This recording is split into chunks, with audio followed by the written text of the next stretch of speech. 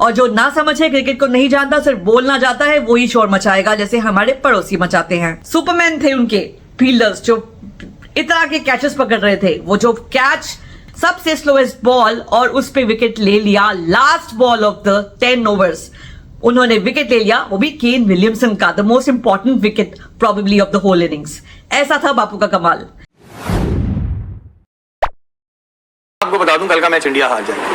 अब मैं आपको बता दूं सवाल इस वजह था क्योंकि कल जो मैच है उसमें जो टीम हारेगी वो साउथ अफ्रीका से खेलेगी। सारी बात ये हो रही है और न्यूजीलैंड भी इधर कहेगा मैं भी हार जाऊं, इंडिया कहेगा मैं भी हार जाऊं, क्योंकि अगर उनका वो वास्ता सेमीफाइनल में इंडिया का ऑस्ट्रेलिया से पड़ता है तो फिर तो पाकिस्तान में फाइनल हो। कहीं ना कहीं रोने की आवाज भी आ रही है क्योंकि डर तो लग रहा है हमारे पड़ोसियों को कि ऑस्ट्रेलिया को इंडिया हरा देगा और ऐसी सूरत में फाइनल जो है उसकी होस्टिंग उन्हें नहीं मिलेगी, फाइनल दुबई में होगा। तो भाई contrary to popular belief India ने तो न्यूजीलैंड पे जीत हासिल कर ली, जानबूझ के मैच हारा नहीं ताकि ऑस्ट्रेलिया से सेमीफाइनल अवॉइड हो जाए। अब मिल रहे हैं हम ऑस्ट्रेलिया को सेमीफाइनल्स में और तब आने वाला है इंडिया के पास एक बहुत बड़ा हेडेक, एक बहुत बड़ा प्रॉब्लम जो इंडिया को सॉल्व करना पड़ेगा उस सेमीफाइनल को खेलने से पहले। वो क्या है मैं उसके बारे में आपको बाद में बताऊंगी। पहले बात कर लेते हैं कल के मैच के बारे में, इंडिया वर्सेस न्यूजीलैंड जो इंडिया ने इतनी खूबसूरती से जीत लिया। Welcome to cricket flavours everybody with me Ruchika, जहां हम बात करते हैं इंडियन क्रिकेट से रिलेटेड हर चीज के बारे में। और आज हम बात कर रहे हैं इंडिया की अमेजिंग विक्ट्री ओवर न्यूजीलैंड, जिसके बाद ना सिर्फ इंडिया ने एक सेमीफाइनल स्पॉट इंश्योर कर लिया है, उन्होंने ये भी इंश्योर कर लिया है कि अगर इंडिया ये चैंपियनशिप जीती तो फिर से अनबीटन होकर जीतेगी। दैट इज राइट गाइस, आज बहुत अच्छा मैच हुआ इंडिया और न्यूजीलैंड के बीच में। जो वनडे मैच की खासियत होती है, वनडे मैच का जो चार्म होता है वो T20 के तरह मारधाड़ में नहीं है कि 350 रन बन जाएं और उसको चेस करते करते किसी तरीके से 320-25 पर दूसरी टीम आउट हो जाए या चेस भी कर ले। That's not the real charm of one day cricket. One day cricket वो है जो टेस्ट का शॉर्ट फॉर्म है एंड दैट इज वाई जब ऐसा मैच होता है जो फंसा हुआ होता है, जो थोड़ा कॉम्प्लिकेटेड होता है, जिसमें स्किल्स का इतना ज्यादा इंपॉर्टेंस होता है, both batting and bowling, that is the best form of one day cricket, that is the most beautiful match. और ये आज हुआ भी और इंडिया की टीम इसीलिए ऊपर भी आई क्योंकि इंडिया की टीम स्किल सेट में से भरी हुई है, वेदर इट्स बॉलिंग और batting, situation awareness and the best part captaincy, जिसके बारे में मैं बात करूंगी आगे जाके इस वीडियो में।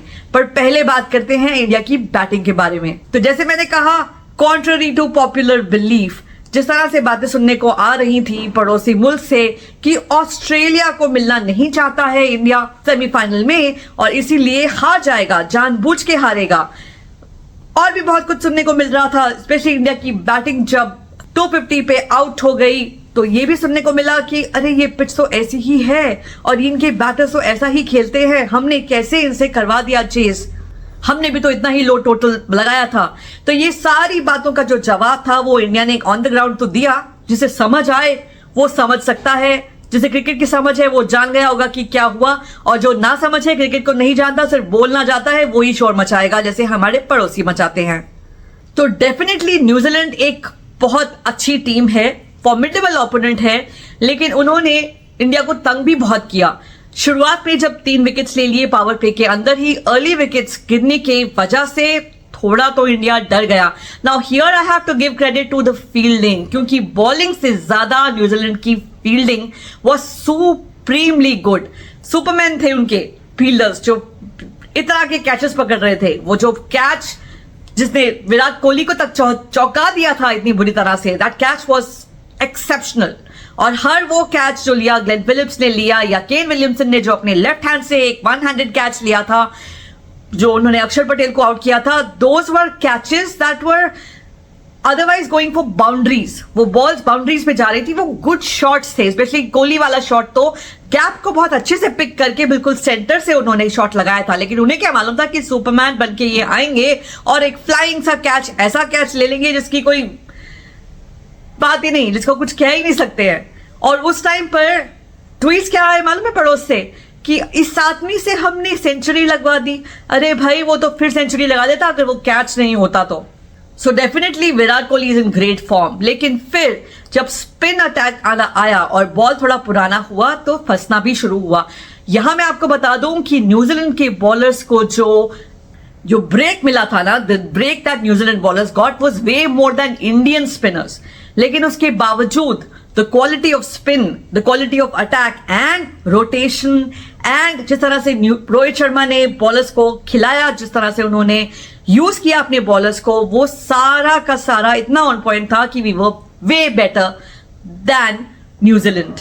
और बैटिंग में भी जब बॉल फंस रहा था, जब ग्रिप हो रहा था, इतना ब्रेक हो रहा था, it was difficult to score boundaries on that sluggish wicket. तो बैट्समैन को पता था कि क्या करना है। तो at that time it was a game between the running between the wickets and the fielding rather than the bowling, क्योंकि बॉलिंग तो जैसी थी वैसी थी ही, लेकिन इंडियन बैट्समैन फील्डर्स को क्वेश्चन कर रहे थे। फील्डिंग अच्छी हो रही थी, कैचेस अच्छे हो रहे थे, लेकिन जब बॉल थोड़ा सा भी बाउंड्री की तरफ जाता, टाइमिंग ऐसा होता था कि इंडियन बैटर्स को मालूम था कि एक को 2 में कैसे कन्वर्ट करना है और 2 को 3 में कैसे कन्वर्ट करना है possible. And that was how they kept the score board ticking.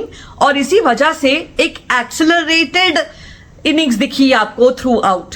So from 10 overs, तो फर्स्ट 10 ओवर्स थे, उसके बाद 10 to 20, then 20 to 30, 30 to 40, 40 to 50, आपने एक एक्सेलरेटेड इनिंग्स देखा। मैं आपको बताती हूँ कि एग्जैक्टली क्या था वो। सो 0 to 10 ओवर्स में India had batted with an average of 3.7, 37 runs बनाए। 10 to 20 में इट वॉज अ 4 का एवरेज। 20 to 30 में ये एवरेज बढ़कर 5.20 हो गया और 30 to 40 में 5.50 एंड देन 47 to 50 में 6.4 का एवरेज। ये था इंडिया का एक्सेलरेशन। और जो उन्होंने ज्यादातर रन्स बिटवीन द विकेट्स करके किया, रनिंग बिटवीन द विकेट्स करके किया, ना कि बाउंड्रीज से। एक मैच ब्रेकडाउन जो है वो मैं आपको दिखाती हूं। मैच समरी अगर देखें, ब्रेकडाउन अगर देखें तो आप देखेंगे कि पावर प्ले में न्यूजीलैंड ने इंडिया से बेटर किया था। पावर प्ले में इंडिया ने 3 विकेट्स लूज कर ली थी। उन अर्ली विकेट्स की वजह से थोड़ा स्लो खेला था, इसीलिए 37 for 3 था पावर प्ले में इंडिया। लेकिन न्यूजीलैंड उसके मुकाबले था 44 for 1। उन्होंने अच्छा स्टार्ट लिया था, एक ही विकेट गंवाई थी और स्टेडी तरीके से ऊपर जा रहे थे, आगे जा रहे थे। लेकिन मिडिल ओवर्स में जहां इंडिया ने 3 विकेट्स गंवाई, वहां न्यूजीलैंड ने 5 विकेट्स गंवाई थी। इंडिया ने 148 बनाए थे, न्यूजीलैंड ने 121। और डेथ ओवर्स में 3 विकेट्स गंवाकर 64 रन बनाए थे इंडिया ने, यानी कि 40th ओवर से लेके 50th ओवर तक। और वहीं न्यूजीलैंड ने सिर्फ 40 रन बनाए और 4 विकेट्स खो दी, वो ऑल आउट हो चुके थे। न्यूजीलैंड की इनिंग्स में 4 छक्के लगे, इंडिया की इनिंग्स में 6 छक्के लगे, चौके 16 लगे और न्यूजीलैंड ने 12 लगाए। और बाउंड्रीज में 100 रन आए, जबकि न्यूजीलैंड की बाउंड्रीज में 72 आए। डॉट बॉल्स भी 57% खेली गई न्यूजीलैंड की इनिंग्स में, compare to the 51% of India innings. तो हाँ, इंडिया इनिंग्स में भी बहुत डॉट बॉल्स थी, स्लो इनिंग्स थी, लेकिन ऑब्वियसली न्यूजीलैंड से बेटर थी। So this was the progression, जिस तरह से इंडियन इनिंग्स प्रोग्रेस हुई और जिस तरह से न्यूजीलैंड इनिंग्स प्रोग्रेस हुई। अभी बात करते हैं कि एग्जैक्टली इंडिया ने किया क्या ऐसा जो इतना लो टोटल जो था, जो लग रहा था it should have gone up to 270 to at least 260, 270। शायद अगर पांड्या का विकेट ना जाता तो शायद वो भी हो जाता। पांड्या ने एक्सीलेट करने का बहुत जरूर ट्राई किया था उन्होंने, लेकिन obviously and we have to give credit to New Zealand fielding, जिस तरह से उन्होंने फील्डिंग करा, जिस तरह से कैचेस लिए, सो अमेजिंग।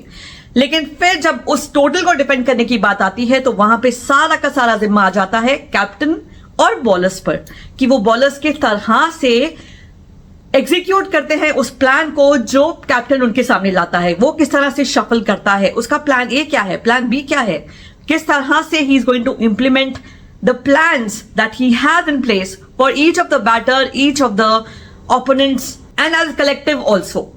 और यही बखूबी किया कल रोहित शर्मा ने। स्पिन अटैक जल्दी लाया कंपेयर टू न्यूजीलैंड, और जब लाया तो उसके बाद अगर आपने देखा होगा तो अक्सर को एक लंबा स्पेल खिलाया। आई थिंक 8 ओवर्स उन्होंने लगातार किए थे।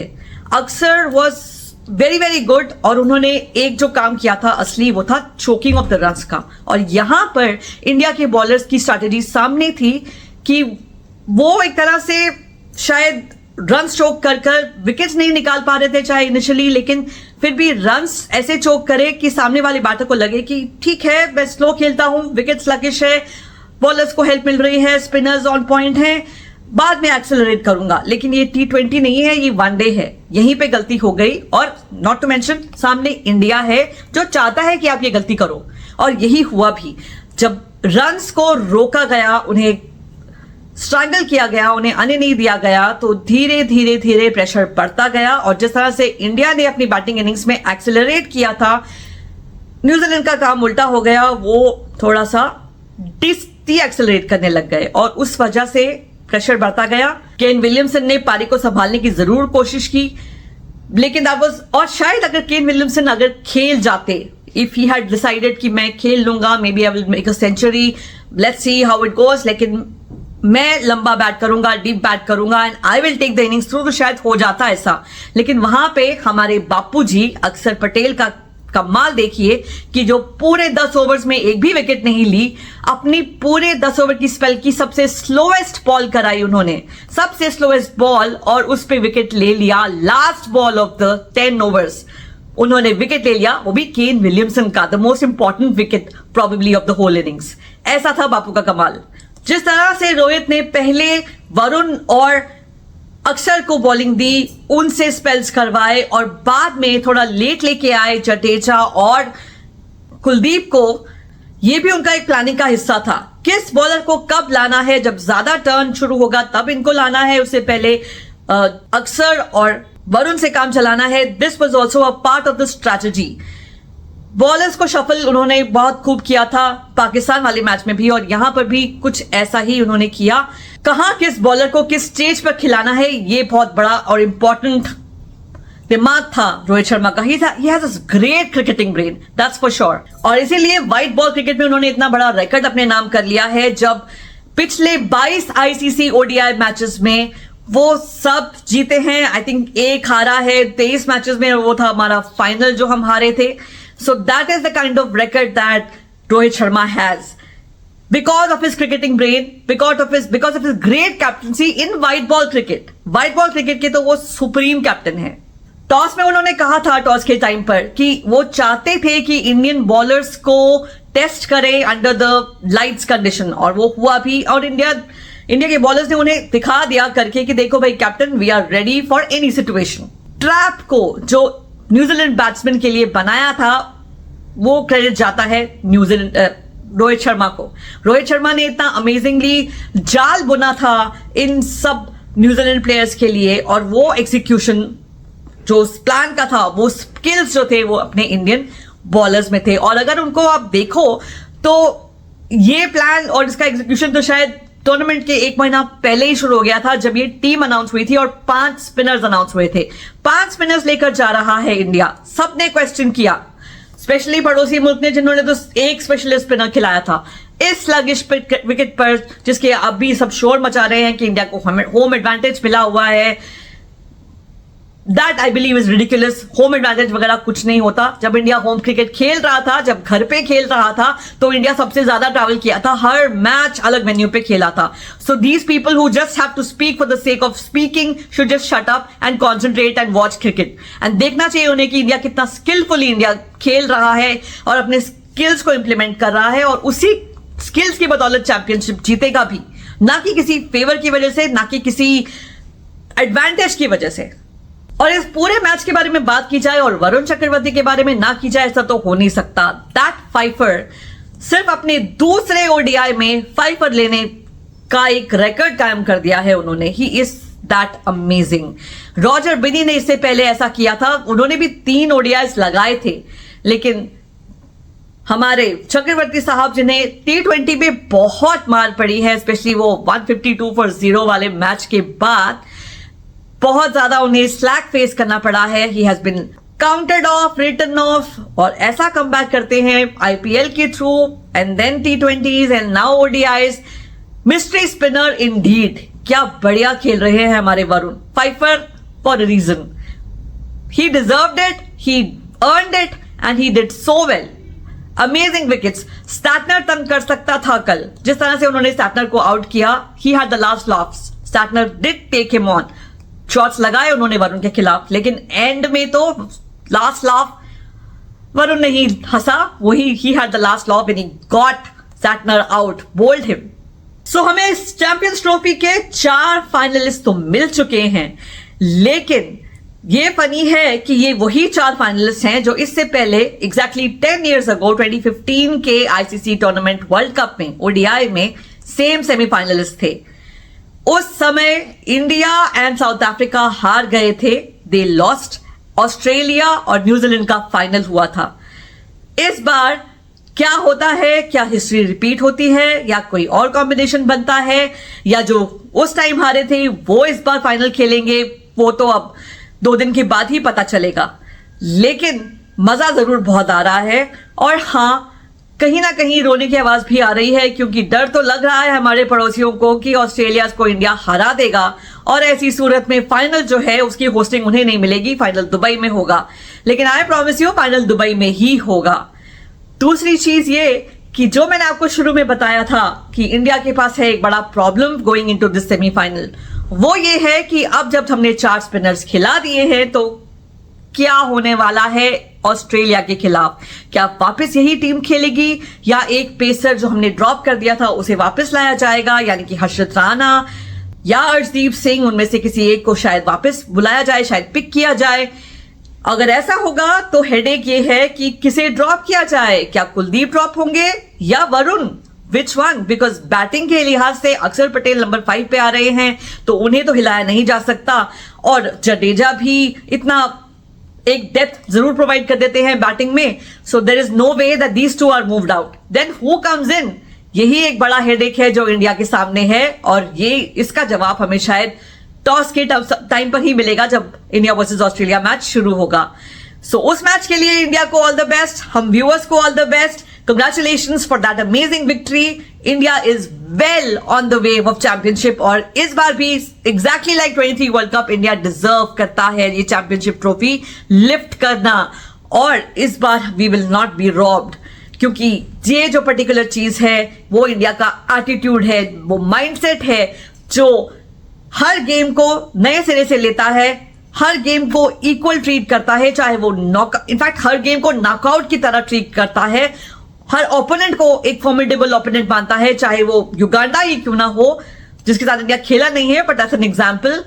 न्यूजीलैंड हो, पाकिस्तान हो, बांग्लादेश हो, हर किसी को इक्वली एक ही पलड़े में लेते हैं हमारी टीम.